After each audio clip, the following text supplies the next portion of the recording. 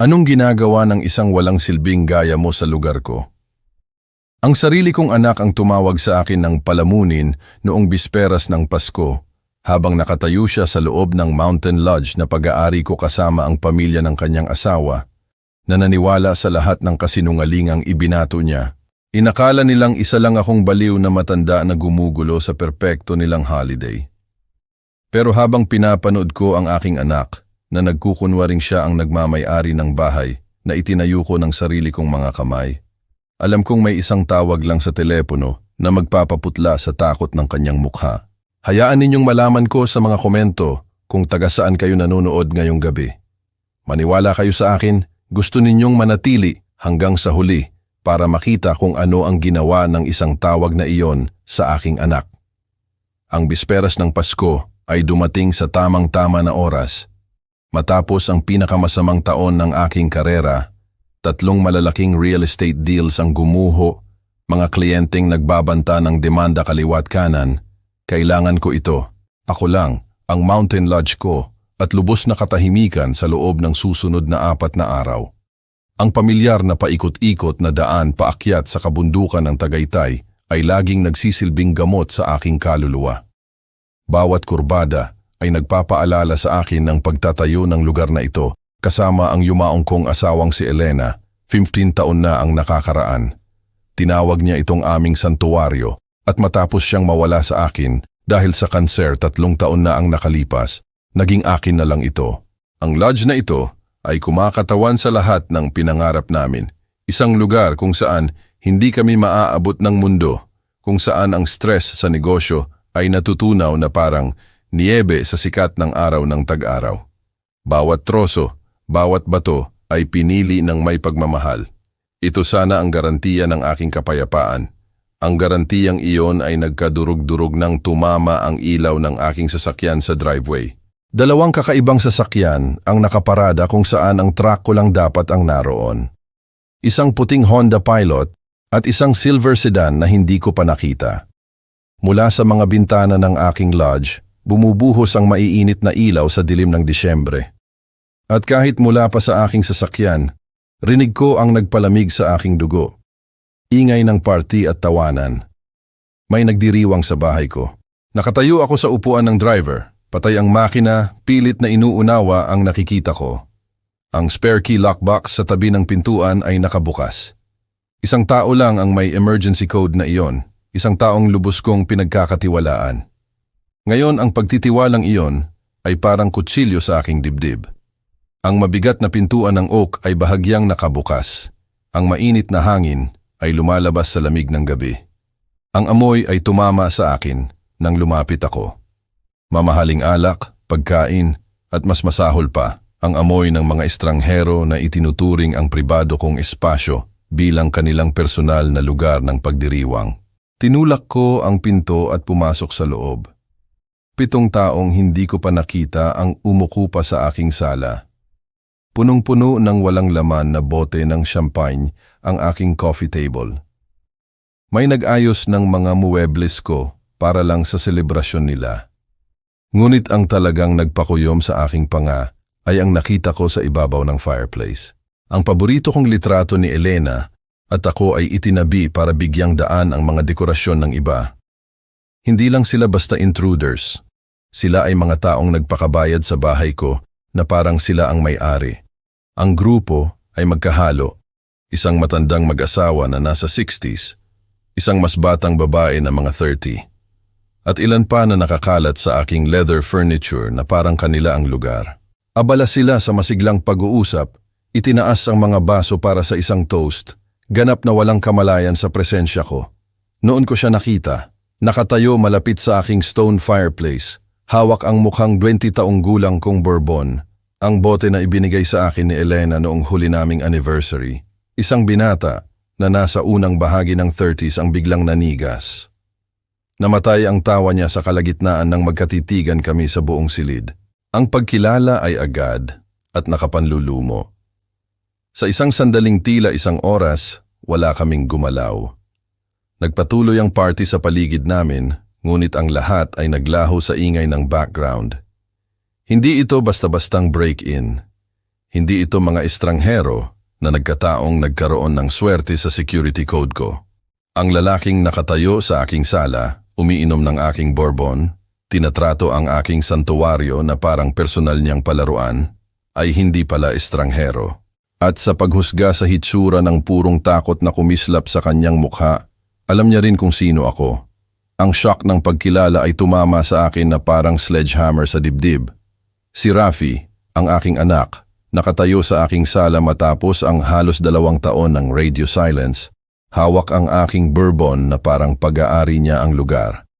Tumigil ako sa pagsubok na abutin siya 18 buwan na ang nakalipas matapos ang 12 hindi sinasagot na tawag at text na nawala na lang sa kawalan. Ang huling beses na nag-usap kami, ibinaba niya ang telepono sa akin sa kalagitnaan ng isang argumento tungkol sa tumataas niyang utang sa credit card. Mula noon, wala na. Walang tawag sa kaarawan, walang mensahe sa holiday, kahit sagot man lang nang mag-text ako tungkol sa anibersaryo ni Elena. Ngayon, narito siya sa aking santuwaryo, tumitingin sa akin na parang ako ang problema.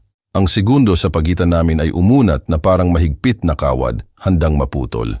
Pagkatapos, may nagbago sa ekspresyon niya. Ang unang pagkasindak na nakita ko ay nag-iba at naging pagkalkula, at ang pagkalkula ay tumigas at naging isang bagay na pangit at sinadya. Anong ginagawa ng isang walang silbing gaya mo sa lugar ko? Ang mga salitang iyon ay tumama sa akin na parang pisikal na suntok. Talagang napaatras ako. Ang kamay ko ay kusang loob na humawak sa door frame para maging matatag. Sa lahat ng away namin, lahat ng hindi namin pagkakasundo sa loob ng maraming taon, hindi pa ako sinabihan ni Rafi ng ganoong kamandag, ng ganoong sinadyang kalupitan. Ang katotohanang ginagawa niya ito ngayon sa harap ng mga estranghero ay nagparamdam na parang dinudurog ang aking dibdib sa isang vice. Ang kapaligiran ng party ay agad na namatay. Ang mga pag-uusap ay tumigil sa gitna ng pangungusap. Ang mga baso ay huminto sa kalagitnaan ng pag-angat sa labi at lahat ng mata ay lumingon sa amin na parang kami ay mga aktor na kakalabas lang sa isang entablado na hindi namin hiniling. Ang batang babae na napansin ko kanina, maliit, may maitim na buhok, malamang nasa huling bahagi ng 20s, ay agad na lumapit sa tabi ni Rafi. Ang kanyang body language ay sumisigaw ng protection mode habang inilalagay niya ang sarili niya ng bahagya sa harapan nito. Rafi, anong nangyayari? Sino ang lalaking ito? Ang kaswal na paraan ng pagtatanong niya na parang estranghero talaga ako ang nagpabagsak sa aking tiyan. Gaano na katagal nagsisinungaling si Rafi sa mga taong ito tungkol sa kanyang pamilya, tungkol sa akin? Ang matandang mag-asawa ay nagpalitan ng nag-aalalang tingin. Ang lalaki, mukhang kagalang-galang at may uban sa sentido, ay sumandal sa kanyang silya. Ang babae sa tabi niya, elegante sa walang kahirap-hirap na paraan na may dala sa sarili, ay hinawakan ang braso ng kanyang asawa ng may halatang pag-aalala. Wala akong ideya kung sino ang baliw na matandang ito, nagpatuloy si Rafi. Lumalakas ang boses habang naglalaro siya sa kanyang madla. May nagbigay siguro sa kanya ng maling address.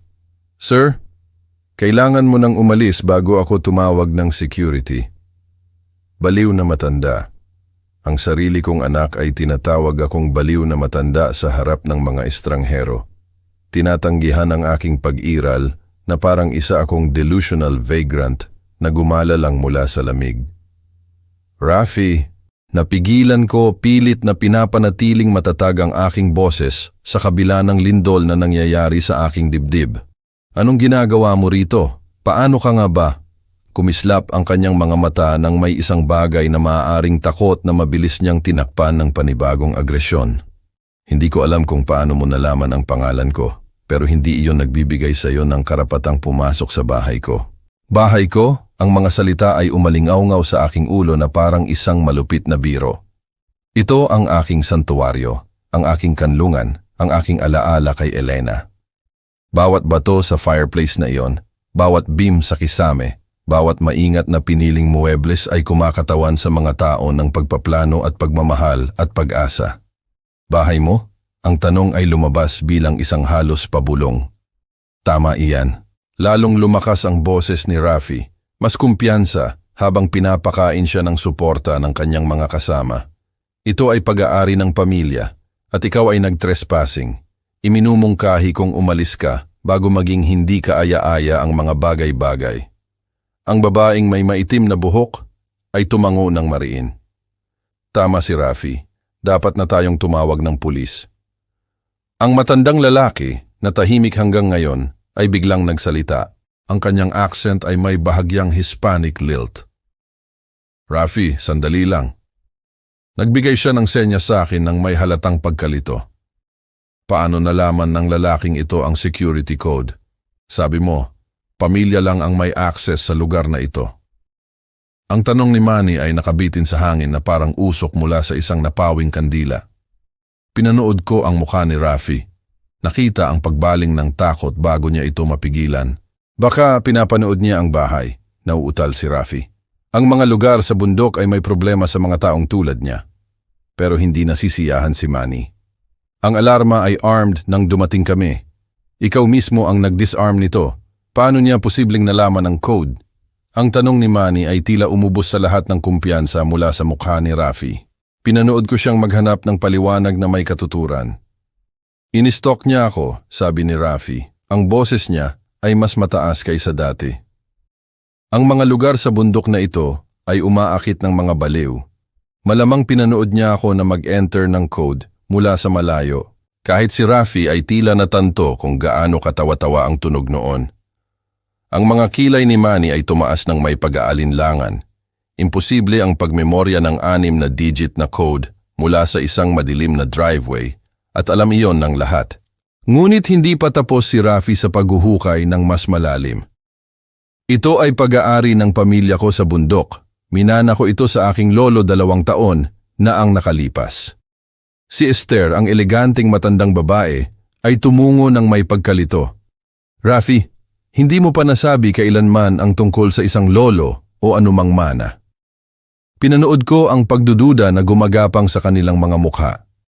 Ang mga taong ito ay malinaw na nagmamalasakit kay Rafi, ngunit nagsisimula na silang makita ang mga bitak sa kanyang kwento. Si Carla ay mukhang punit sa pagitan ng katapatan at lumalaking hinala. Hindi magsisinungaling si Rafi tungkol sa isang bagay na kasing halaga nito, sabi niya. Ngunit ang boses niya ay nanginig. Diba? Namula ang mukha ni Rafi. Bakit ako magsisinungaling tungkol sa sarili kong ari-arian?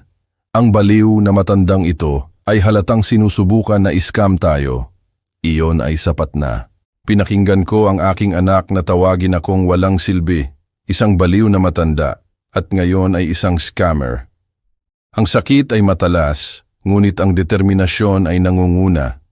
Humakbang ako pasulong, ang aking boses ay kalmado sa kabila ng bagyo sa aking dibdib. Ako ang tatay niya. Ang mga salita ay tumama na parang mga bato na nahulog sa tahimik na tubig, nagpapadala ng shockwaves sa grupo. Ito ang bahay ko, nagpatuloy ako. Itinayo ko ito 15 taon na ang nakalipas kasama ang yumaong kong asawa, si Elena. Bawat beam, bawat bato ay pinili namin. Ang kamay ni Esther ay lumipad sa kanyang bibig.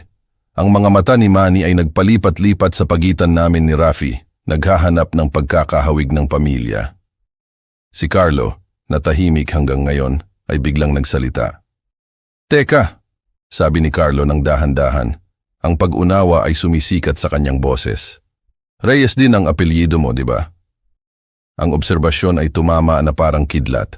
Nakita ko ang mga piraso na nag-uugnay. Ang magkaparehong apelyido, ang kaalaman sa alarm code, ang pagiging pamilyar sa bahay na hindi maipaliwanag ni Rafi. Namutla ang mukha ni Carla. Rafi, bumulong siya. Ang lalaking ito ba talaga ang tatay mo? Ang bibig ni Rafi ay bumukas at sumara ng walang imik. Ang kanyang kumpiyansa na pagganap ay gumuho na parang house of cards. Hindi.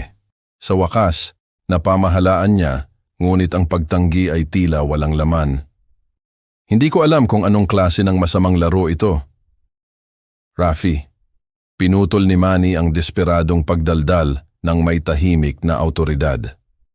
Kung nagsisinungaling ang lalaking ito, Ang pagtawag sa pulis ay dapat na linawin ang lahat ng mabilis. Si Carla ay umaabot na sa kanyang telepono. Ang mga galaw ay matalas sa galit at pagkalito. Iyon mismo ang gagawin ko. Tatawag ako ng pulis ngayon. Habang itinaas niya ang device sa kanyang tainga, nahuli ko ang ekspresyon ni Rafi. Ang maskara ay sa wakas ay bumagsak ng ganap. Nag-iwan sa likod ng isang bagay na nakilala ko mula sa kanyang pagkabata. Ang hitsura ng isang batang nahuli sa isang kasinungalingan na napakalaki kaya hindi niya mahanap ang kanyang daan palabas. Ang pamilyar na ringtone ay pumuno sa katahimikan habang naghihintay si Carla na may sumagot. Si Rafi ay nakatayo na nagyelo, marahil natanto na sa loob ng mga minuto. Bawat kasinungalingang sinabi niya sa mga taong ito ay malalantad ng opisyal na dokumentasyon. Ang mana ng kanyang lolo, ang pagmamay-ari niya sa ari-arian, marahil kahit mas malalaking kasinungalingan na hindi ko pa alam. Ang katotohanan ay dumarating, handa man siya o hindi. Ang pula at asul na ilaw ay humiwa sa dilim, na sinundan ng 3 matalas na katok na nagpabigla sa lahat. 2 opisyal ang pumasok ng may kasanayan at kabilisang gawin ang trabaho. Ang mas matanda, mataba at may uban na buhok ay nagmasid sa tagpo ng may matalas na mata. Ang mas batang kasosyo niya ay nagposisyon sa sarili niya kung saan makikita niya ang lahat ng malinaw. Nakakakuha kami ng tawag tungkol sa isang break-in, sabi ng mas matandang opisyal. Ano ang sitwasyon? Humakbang si Carla pasulong, itinuro ako. Ang lalaking ito ay pumasok sa bahay namin. Iniharas niya ang asawa ko at gumawa ng mga baliw na pag-angkin tungkol sa pagmamay-ari ng ari-arian na ito. Tumango si Rafi ng masigla. Isa siyang siraulong estranghero na nag-i-stalk sa akin, officer. Hindi ko pa siya nakita kailanman sa buhay ko. Ang kaswal na pagtanggi mula sa sarili kong anak ay parang isang knife twist, ngunit pinanatili kong matatag ang aking boses. Ako si Nestor Reyes. Ito ang ari-arian ko. Ang mga mata ng opisyal ay nagpalipat-lipat sa pagitan namin ni Rafi, napansin ang magkapareho naming apelyido. Maaari mo bang patunayan iyan, Ginoong Reyes? Mayroon akong dokumentasyon sa sasakyan ko. Kakaalis ko lang sa opisina ng aking abogado kaninang hapon. Ina-update namin ang mga papel ng estate. Ang folder ay nasa briefcase ko. Tumango ang babaeng opisyal. Tingnan natin. Ang paglalakad papunta sa truck ko ay tila walang katapusan. Sa likuran ko. Ang boses ni Rafi ay lalong nagiging desperado habang sinusubukan niyang kumbinsihin ang mga opisyal na isa akong elaborate con artist. Ngunit alam ko kung ano ang nasa folder na iyon. 15 taon ng legal na dokumentasyon na magtatapos sa pagkukunwari. Bumalik ako na may dalang Manila folder na naglalaman ng pinakamahalaga kong mga papel. Ibinuklad ng mas matandang opisyal ang mga nilalaman sa ibabaw ng aking coffee table sa ilalim ng sinag ng kanyang flashlight.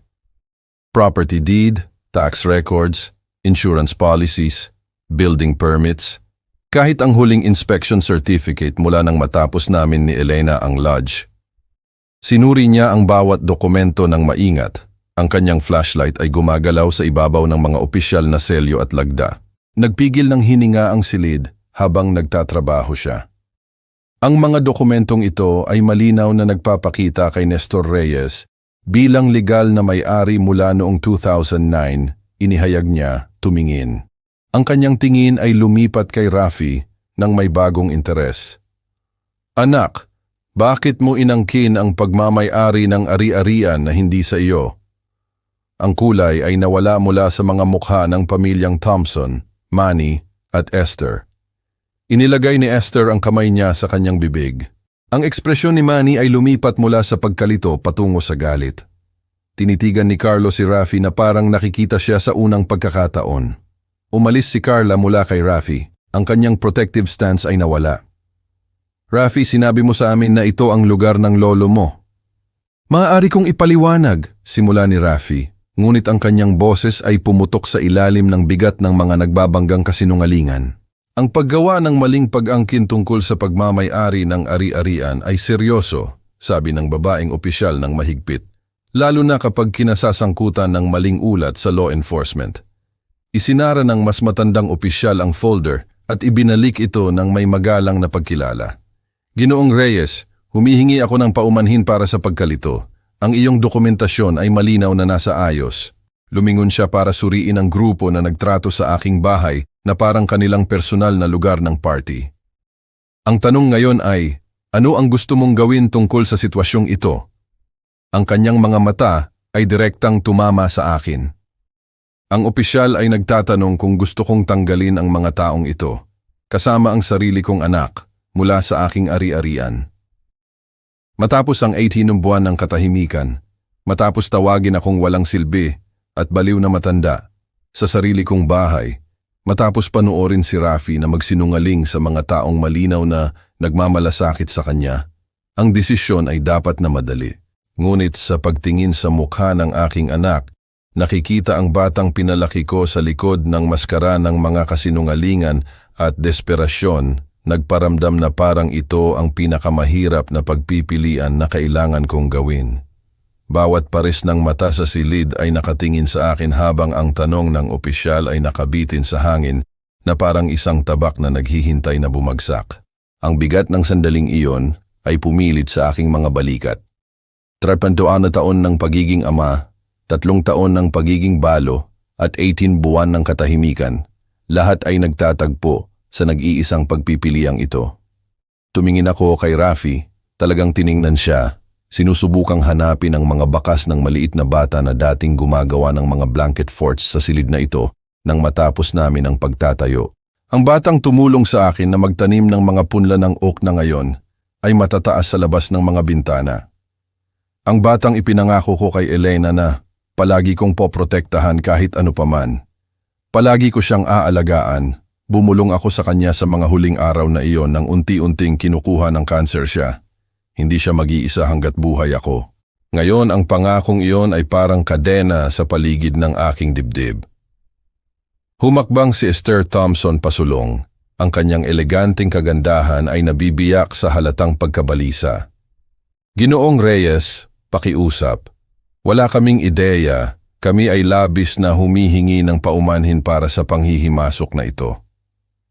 Tumango si Manny ng mariin sa tabi ng kanyang asawa. Hindi kami kailanman pupunta rito kung alam namin ang katotohanan. Sinabi sa amin ni Rafi na ito ang ari-arian ng kanyang pamilya, minana mula sa kanyang lolo. Plano pa nga naming tulungan siya sa pinansyal, idinagdag ni Esther. Ang kanyang boses ay makapal sa kahihiyan. 1,000,000 piso, P1,500 na investment sa bago niyang business venture. Ang mga salita ay tumama sa akin na parang pisikal na suntok. 1,000,000 piso. Ang mga mabuting taong ito, dahil nakita ko sa kanilang mga mukha na sila ay tunay na mabubuting tao, ay handa na ibigay ang kanilang life savings sa aking anak batay sa kanyang mga kasinungalingan. Ang saklaw ng panloloko ni Rafi ay mas masahol pa kaysa sa naisip ko. Si Carla, na nakatayo na nagyelo mula ng kumpirmahin ng opisyal, ay biglang nakahanap ng kanyang boses. Sinabi sa akin ni Rafi na iniwan siya ng kanyang tatay noong bata pa siya. Sinabi niya ang kanyang mga salita na halos pabulong. Sabi niya, umalis ka at hindi na bumalik kailanman. Ang pagtataksil ay mas malalim kaysa sa anumang pisikal na sugat na maaaring magawa. Hindi lang tinanggihan ni Rafi ang aking pag-iral ngayong gabi, ngunit sistematikong binubura niya ako mula sa kanyang kwento ng buhay sa loob ng ilang buwan, marahil mga taon.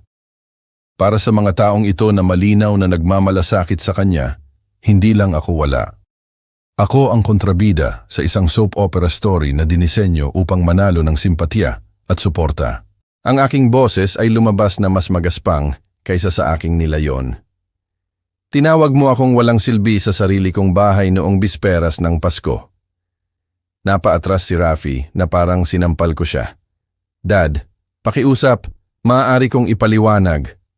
Maaari mo ba? Ang tanong ay nakatakas bago ko ito mapigilan. Maaari mo bang ipaliwanag kung bakit sinabi mo sa iyong asawa na iniwan kita?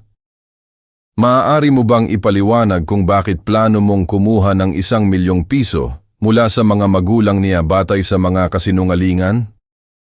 Maaari mo bang ipaliwanag kung bakit nasa bahay ko, umiinom ng aking bourbon, inililipat ang mga larawan ng asawa ko, tinatrato ang aking santuwaryo na parang iyong personal na palaruan.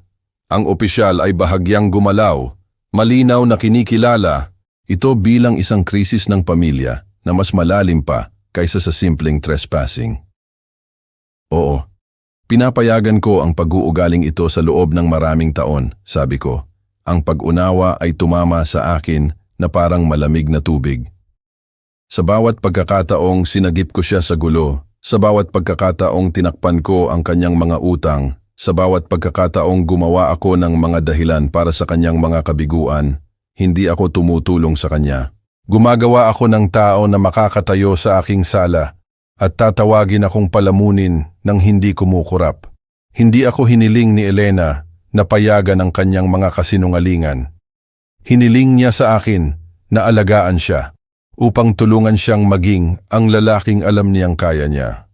Sa halip, ginawa ko siyang isang taong maaaring mag-scam sa mga inosenteng tao at tanggihan ang pag-iral ng sarili niyang ama.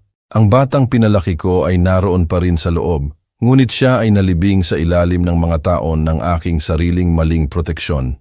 Ang aking kamay ay gumalaw sa bulsa ng aking jacket, ang mga daliri ay humawak sa pamilyar na bigat ng aking smartphone.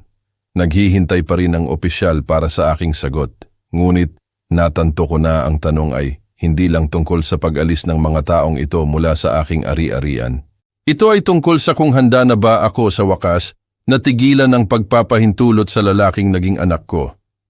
Kinuha ko ang smartphone mula sa aking bulsa. Ang asul nitong liwanag ay nagpapakita ng mga anino sa aking determinado na mukha. Ang banking app ay bumukas ng may pamilyar na chime na tila hindi likas na malakas sa katahimikan. Hayaan ninyong ipakita ko sa lahat kung ano talaga ang binabayaran ko. Hinawakan ko ang screen kung saan makikita ng lahat, mga buwan ng automated na pagbabayad. Ang luxury apartment na tinitirhan mo, Rafi, 150,000 buwan-buwan. Ako ang nagbabayad niyan. Napaungol si Carla nang naririnig. Nag-scroll ako sa mas maraming transaksyon. Bawat isa ay patunay ng panloloko. Mga pagbabayad sa sasakyan para sa BMW sa labas. 45,000 buwan-buwan, akin din. Ibinigay ko ang telepono patungo sa pamilyang Thompson. Hinahayaan silang makita ang ebidensya. Namutla ang mukha ni Manny. Tinakpan ni Esther ang kanyang bibig ng nanginginig na mga daliri. Health insurance, auto insurance, renter's insurance. Nagpatuloy ako ng may pamamaraan. Lahat sa ilalim ng aking mga policy, lahat binayaran ko. Pumutok ang boses ni Rafi. Dad, pakiusap. Huwag sa harap nila. 3 credit card sa pangalan mo. Kasalukuyang balanse, 600,000. Hulaan ninyo kung sino ang gumagawa ng mga pagbabayad. Tinitigan ni Carla si Rafi. Ang pagtataksil ay nakasulat sa kanyang mukha. Sinabi mo sa akin na ang sweldo mo ang sumasakop sa lifestyle namin. Ang mga kasinungalingan ay nalutas ng mas mabilis kaysa sa magagawa ni Rafi na gumawa ng bago. Pinanood ko siyang maghanap ng mga paliwanag na hindi umiiral. Buwanang allowance na 75,000, phone service, internet, utilities, lahat ng kailangan mo upang mapanatili ang ilusyon ng kalayaan. Lumapit ang opisyal, kinikilala na ito ay lumampas pa sa mga alitan sa ari-arian. Ang kabuuang ibinigay ko sa iyo taon-taon ay lumampas sa 4 na milyong piso, 4,000 tulang. Sabi ko, hinahayaan ang numero na nakabitin sa hangin. Sa loob ng 6 na tuwid na taon, gumawa si Esther ng tunog na parang sinuntok siya. Iyon ay higit pa sa kinikita ng maraming pamilya taon-taon at ibinibigay ko iyon sa aking anak na parang pocket change. Ang aking daliri ay gumalaw sa mga opsyon sa pagkansela, bawat tapik ay sinadya at pangwakas. Apartment subsidy cancellation initiated. Ang mga pagwawakas na ito ay magkakabisa sa loob ng 48 oras. Ang electronic confirmation chime ay umalingaw-ngaw na parang death nail. Car loan payments cancelled. Chime. Credit card autopay cancelled. Chime. Insurance policies coverage terminated. Chime. Namutla ang mukha ni Rafi. Dad, hindi mo ito magagawa. Paano ako? Phone service cancelled. Chime. Sa bawat kumpirmasyon, may bigat na nawala sa aking dibdib. Ang patuloy na pag-aalala tungkol sa susunod na krisis ni Rafi. Ang walang katapusang siklo ng pagliligtas at sirang mga pangako ay sa wakas ay natatapos. Isinara ko ang app at inilagay ang telepono sa bulsa. Bawat mukha ay nakatingin sa akin nang may mga ekspresyon na mula sa pagkabigla hanggang sa isang bagay na maaaring paggalang. Iyan ay nagtatapos ngayong gabi. Ang katahimikan ay umunat bago ko inihanda ang mga salita na magbabago sa lahat. Iempake ang inyong mga gamit at umalis sa aking ari-arian. Lahat kayo. Ngayon.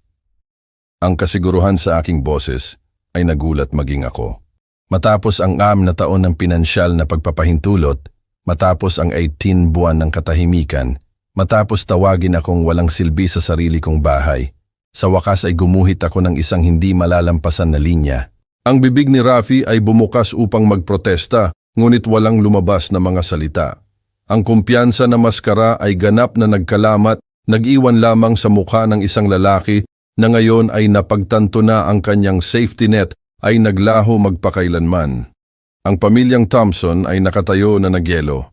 Marahil kinakalkula kung gaano sila kalapit na mawalan ng ₱1,000,000 sa elaborate deception ng aking anak. Si Carla ay tumingin sa pagitan namin ni Rafi. Ang pag-unawa ay sumisikat na ang lahat tungkol sa kanilang relasyon ay itinayo sa mga kasinungalingan. Ang opisyal ay bahagyang tumango. Kinikilala na ang hustisya ay minsan dumarating sa mga anyo na walang kinalaman sa posas o mga petsa ng hukuman. Ang tunog ng mga zipper ng maleta at kaluskos ng mga coat ay pumuno sa katahimikan na parang ang kinahinatnan ng isang libing. Walang nagsalita habang ang katotohanan ay nanirahan sa silid na parang abo. Ang pamilyang Thompson ay gumalaw nang may desperado na kahusayan. Si Esther ay nagtupi ng mga damit ng may matatalas na galaw. Halos hindi napigilan ang kanyang galit at kahihiyan. Si Manny ay nagtipon ng mga gamit, iniiwasan ang eye contact kay Rafi. Salamat sa Diyos at hindi pa namin ibinigay sa kanya ang pera na iyon. Bumulong si Manny sa kanyang asawa. Makapal ang ginhawa sa kanyang boses. Si Carla ay nagtapon ng mga bagay sa kanyang bag nang may marahas na kahusayan. Bawat galaw ay sinundan ng mga tingin kay Rafi na maaaring maghiwa ng salamin. Ang kanyang protective stance ay naglaho, pinalitan ng purong galit. Si Carlo ay nag-empake ng tahimik. Ang kanyang mukha ay nagdadala ng ekspresyon ng isang taong kakalabas lang na nalaman na ang lahat ng alam nila tungkol sa isang tao ay kasinungalingan. Dad, pakiusap. Pumutok ang boses ni Rafi habang lumapit siya sa akin. Maaari ba tayong mag-usap ng pribado? Maaari kong ipaliwanag ang lahat. Tiningnan ko siya at nakita ang mga flash ng maliit na bata na dating tumulong sa akin na magtambak ng panggatong para sa fireplace na ito. Ngunit ang batang iyon ay nalibing sa ilalim ng 6 na taon ng mga kasinungalingan at financial dependency na pinayagan ko. Wala nang natitira pa na pag-usapan, sabi ko nang may nakakagulat na katiyakan. Ang mga opisyal ay nagposisyon sa kanilang sarili ng estratehiko. Tinitiyak ang maayos na pag-alis sa kabila ng emosyonal na undercurrents na nagbabanta na sumabog. Tumango si Esther nang matigas ng tanungin kung nakuha na nila ang lahat. Inakyat ni Manny ang kanilang maleta sa balikat. Sinara ni Carla ang kanyang bag na parang pinunit ang tela at isinukbit ito sa kanyang balikat nang hindi tumitingin kay Rafi. Nagmarcha sila patungo sa pinto sa isang prosesyon, parehong nagmamadali at nag-aatubili. Nagtagal si Rafi, gumawa ng isang huling desperado na pagtatangka. Dad, alam kong nagkamali ako pero pamilya tayo. Hindi mo lang basta. Ginawa mo ang pagpipilian mo nang tawagin mo akong walang silbi sa sarili kong bahay noong bisperas ng Pasko. Nagsimulang maging gusot ang mukha ni Rafi, ngunit nakatalikod na ako. Hindi ko kayang panoorin ang huling sinulid na nag-uugnay sa akin sa anak na pinalaki ko na sa wakas ay naputol. Ang mabigat na pintuan ng oak ay nagsara ng may katiyakan na umalingaw-ngaw sa bawat silid. Ang mga makina ng sasakyan ay nagsimula, ang mga gulong ay humiwa sa graba, pagkatapos ay nawala sa gabi ng Disyembre. Katahimikan, nakatayo ako na napapalibutan ng mga labi ng party. Ang walang laman na bote ng champagne ay nakakalat sa aking coffee table. May nag-iwan ng kalahating kain na cracker sa aking bookshelf. Ang kanilang mga dekorasyon ng Pasko ay mukhang banyaga at mapanghimasok laban sa pamilyar na mga dingding. Ang aking santuwaryo ay nilabag, binawi, at ngayon ay nakaupo sa kinahinatnan ng isang pagsabog ng pamilya na mga taon sa paggawa. Lumubog ako sa aking leather chair sa tabi ng fireplace, ang parehong silya kung saan dating nagkukulot si Elena na may mga libro sa mga gabi ng taglamig. Ang katahimikan ay nagparamdam ng iba ngayon. Hindi ang mapayapang tahimik na dumating ako rito upang hanapin, ngunit isang bagay na walang laman at masakit. Sa loob ng 32 taon, ako ang ama ni Rafi. Sa huling 6, ako ang kanyang enabler. Ngayong gabi sa wakas ay naging isang bagay ako na hindi ko naisip na kailangan kong maging. Ang kanyang kahihinatnan. Ang bigat ng pag-unawa na iyon ay nanirahan sa akin na parang mabigat na kumot. Tinupad ko ang aking pangako kay Elena. Inalagaan ko si Rafi, ngunit sa isang lugar sa daan, ang pag-aalaga sa kanya ay naging pag-aalaga sa lahat para sa kanya. Gumawa ako ng isang lalaki na maaaring tawagin ang sarili niyang ama nang walang silbi nang hindi kumukurap. Ang apoy ay malambot na pumutok, naghahagis ng mga sumasayaw na anino sa mga dingding. Ang litrato ni Elena na tahimik kong ibinalik sa ibabaw ng mantel ay tila nanonood ng may pag-unawa. Alam niya na darating ang araw na ito, di ba? Alam na ang pag-ibig ay minsan nangangahulugang pagpapakawala kahit na pinupunit nito ang iyong puso. Ipinikit ko ang aking mga mata at hinayaan ang katahimikan na hugasan ako. Bukas ay magdadala ng hindi inaasahang mga kahihinatnan. Si Rafi ay matututong tumayo sa sarili niyang mga paa. Ang mga Thompson ay magpoproseso ng pagtataksil. Si Carla ay magpapasya kung ang kanilang kasal ay makakaligtas sa pundasyon ng mga kasinungalingan. Ngunit ngayong gabi, naramdaman ko ang isang bagay na hindi ko pa naranasan sa loob ng maraming taon.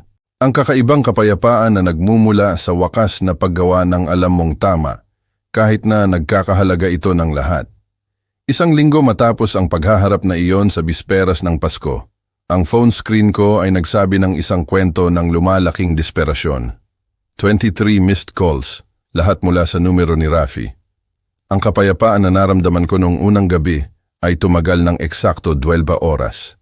Ang mga text message ay nagsimula kinabukasan at umunlad araw-araw, bawat isa ay isang snapshot ng kanyang mundo na gumuho.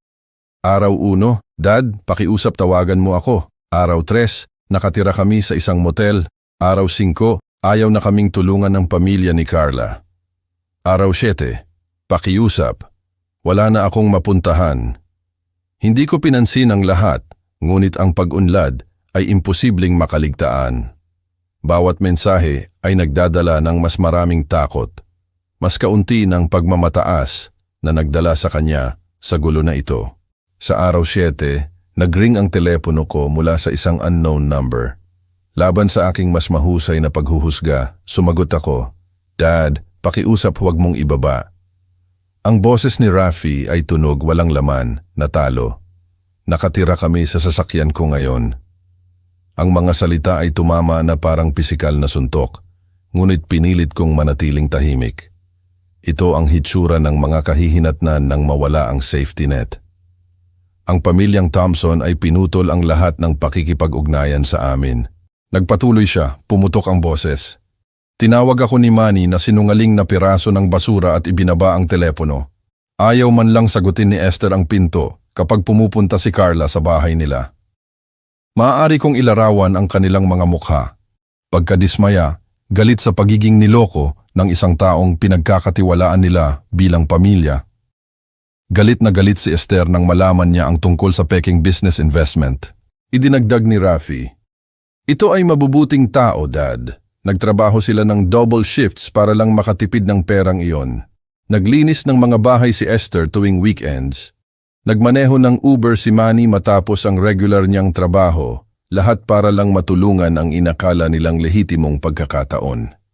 Ang saklaw ng kanyang pagtataksil ay nakakagulat.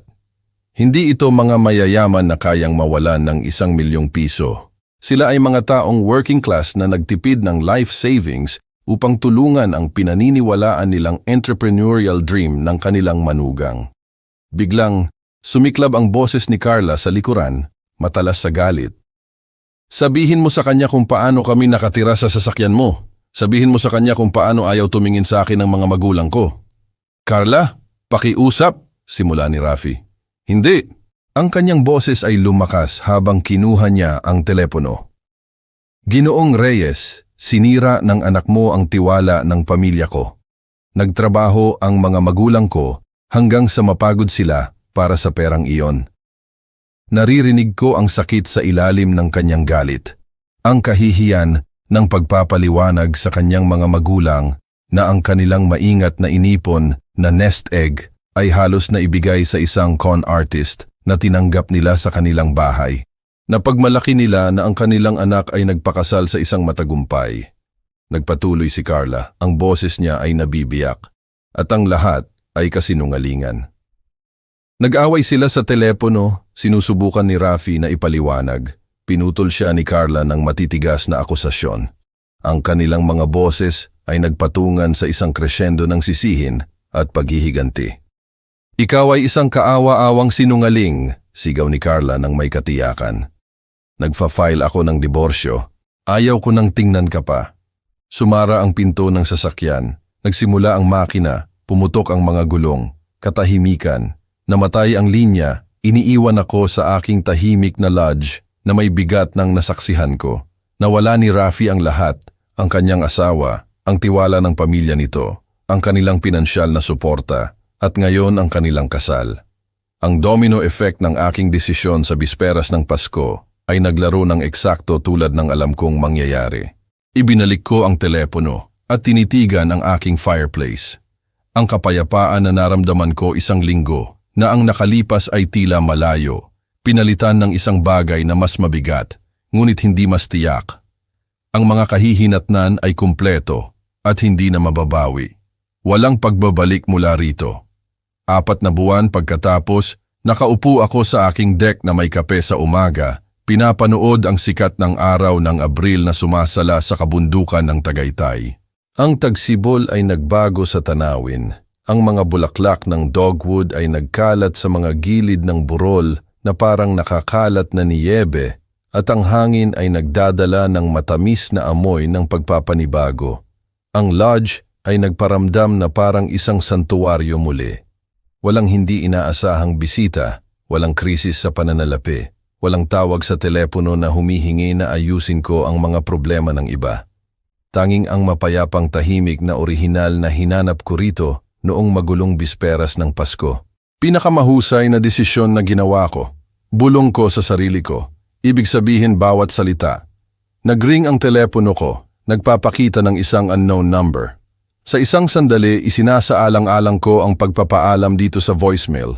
Ngunit may isang bagay ang nagpilit sa akin na sagutin. Dad, ako ito. Ang boses ni Rafi ay iba, mahina, na wala ang karapatan na nagpapakilala sa aming huling pag-uusap. Tumatawag ako mula sa telepono ng isang kaibigan. Wala akong sinabi, naghihintay. Gusto kong humingi ng paumanhin para sa lahat, nagpatuloy siya. Alam kong nagkamali ako ng husto. Nagtatrabaho ako sa isang warehouse ngayon, naglo-load ng mga truck. Kami ni Carla ay opisyal ng diborsyado. Ang impormasyon ay tumama sa akin nang may mas kaunting epekto kaysa sa inaasahan ko. 4 na buwan ng katahimikan ay lumikha ng distansya na nagparamdam na parehong kinakailangan at permanente. Nakatira ako sa isang studio apartment. Nagbabayad ng sarili kong mga bayarin sa unang pagkakataon sa loob ng maraming taon, idinagdag ni Rafi. Natanto ko na ngayon kung gaano ako nag-abuso sa iyo, kung gaano kita nasaktan. May isang bagay sa kanyang boses na hindi ko pa narinig sa loob ng maraming taon, tunay na pagpapakumbaba. Hindi ang manipulative contrition na ginamit niya noong humihingi ng pera, ngunit aktwal na pag-unawa sa pinsalang ginawa niya. Maaari ba tayong magsimula ulit? Tanong niya ng tahimik. Alam kong hindi ako karapat-dapat dito, pero pamilya pa rin tayo. Tumingin ako sa mga bundok, maingat na isinasaalang-alang ang aking tugon. Ang bahagi na naaalala ang pagtuturo sa kanya na sumakay ng bisikleta, pagtulong sa homework, pagpalakpak sa kanyang high school graduation ay gustong sabihin na oo. Ngunit ang mas malaking bahagi, ang bahagi na natuto ng masakit na mga aral tungkol sa enabling, ay alam kung ano ang mas mabuti. Rafi, gumugol ako ng 30 taon sa paggawa ng mga dahilan para sa iyong pag-uugali, sabi ko ng kalmado. Naisip ko na tinutulungan kita, pero pinipigilan pala kita sa paglaki. Alam ko na iyon ngayon. Kailangan mong matutong tumayo sa sarili mong mga paa, nagpatuloy ako. Sa bawat pagkakataong sinagip kita, inalis ko sa iyo ang pagkakataong bumuo ng tunay na lakas, tunay na karakter. Ang katahimikan sa kabilang dulo ay umunat ng sapat na nagtaka ako kung ibinabana niya ang telepono. Hindi na ako ang iyong safety net, sabi ko sa wakas. Iyan ay hindi pag-ibig, Rafi. Iyan ay enabling at tapos na ako sa enabling. Dad, pakiusap. Sa susunod na nasa gulo ka, huwag mo akong tawagan, sabi ko, na naaalala ang paghaharap na iyon sa bisperas ng Pasko ng may malinaw na kristal. Tawagan mo ang mga pulis na iyon tulad ng ginawa mo noong gabing iyon. Baka may mas mahusay silang payo. Tinapos ko ang tawag bago siya makasagot at agad na i-block ang numero. Pagkatapos, tinanggal ko ang kanyang contact information ng lubusan. Pinapanood ang kanyang pangalan na nawala mula sa aking telepono na parang usok na naglaho sa hangin ng bundok. Ang katiyakan ng maliit na aksyon na iyon ay nakakagulat na nagpapalaya. Inilagay ko ang telepono at tumingin sa tanawin na nagdala sa amin ni Elena sa lugar na ito 22 taon na ang nakakaraan. Ang mga bundok ay nanatiling hindi nagbabago, walang pakialam sa drama ng tao, nag-aalok ng uri ng perspektibo na nagmumula lamang sa distansya at oras. Naunawaan ni Elena ang desisyong ito, natanto ko. Hiniling niya sa akin na alagaan si Rafi, hindi bigyan siya ng maling proteksyon. Ang tunay na pag-ibig ay minsan nangangahulugang pagpapaalam sa mga tao na harapin ang kanilang sariling mga kahihinatnan, kahit na sinisira nito ang iyong puso na panoorin. Isang kardinal ang lumapag sa deck railing.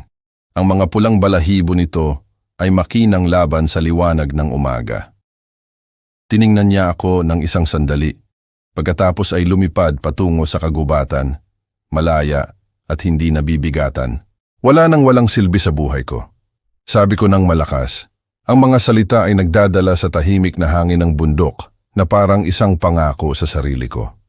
Sa unang pagkakataon sa loob ng maraming taon, naramdaman kong ganap, tunay na malaya. Minsan ang pinakamahirap na aral na itinuturo sa atin ng Diyos ay ang pag-ibig ay hindi nangangahulugang pagsasabi ng oo sa lahat. Natutunan ko na ang pagpapahintulot sa isang tao ay hindi pag-aalaga sa kanila, ito ay pagpapahina sa kanila. Sa loob ng 30 taon, naisip kong naging mabuting ama ako sa pamamagitan ng laging pagsalo kay Rafi kapag nahulog siya. Ngunit ipinakita sa akin ng Diyos na ang tunay na pag-ibig ay minsan nangangahulugang pag-atras at pagpapaalam sa mga tao na harapin ang kanilang sariling mga kahihinatnan. Ang totoong kwentong ito ay nagbago sa lahat ng pinaniniwalaan ko tungkol sa responsibilidad ng pamilya. Tulad ng maraming kwento ng lolo na ipinasa sa mga henerasyon, nagdadala ito ng isang katotohanan na humihiwa ng malalim. Hindi natin kayang iligtas ang mga tao mula sa kanilang sarili. Ang pinakamahal na bagay na ginawa ko kailanman para sa aking anak ay ang pinakamahirap. Tumigil ako sa pagiging safety net niya. May paraan ang Diyos ng paggamit ng ating pinakamalalim na sakit upang ituro ang ating pinakamahalagang mga aral. Nang tawagin ako ni Rafi na walang silbi sa sarili kong bahay, hindi lang ito malupit na mga salita. Ito ay isang wake-up call na kailangan ko sa loob ng maraming taon. Ang mga totoong kwento na tulad nito ay nagpapaalala sa atin na minsan kailangan nating mawala ang lahat upang mahanap ang ating kalayaan. Nagturo sa akin ang mga bundok ng isang bagay noong bisperas ng Pasko.